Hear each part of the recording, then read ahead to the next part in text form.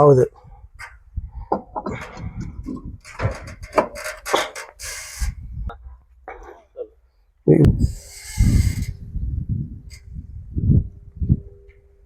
பார்த்தீங்கன்னா அடுத்துக்காரு பிடுங்குறேன்.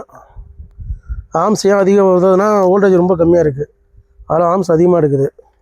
அடுத்துக்காரே இருப்பாருங்க, கரெக்டாக இருக்குது. 3 கேரியரும் 3 கேரியரும் ட்ரிப் ஆகுது. ப்ரிவெண்டர் இருக்குது, மோட்டருக்கு எந்த ப்ராப்ளமும் இல்லை.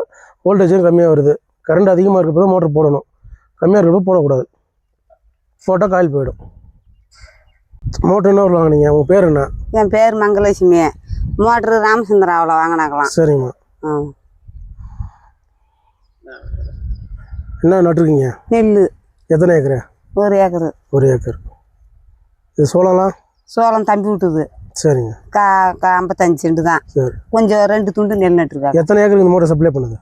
2 ஏக்கர் பாயும். கரண்ட் பத்த மாட்டுது. நைட்டில் கிளப்புங்க, மேக்ஸிமம் பகலில் போடாதீங்க. நன்றி. நன்றி. வணக்கம்மா. வணக்கம். மோட்ரு என்ன ஆச்சு உங்களுக்கு?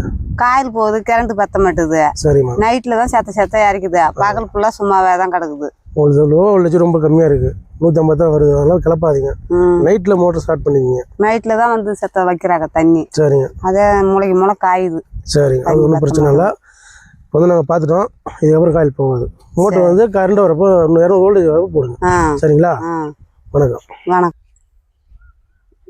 நீ வா, நீ கொஸ்டின் கேட்குற மாதிரி கேளு. ஃபர்ஸ்ட் நீ வணக்கம் சொல்லுங்க.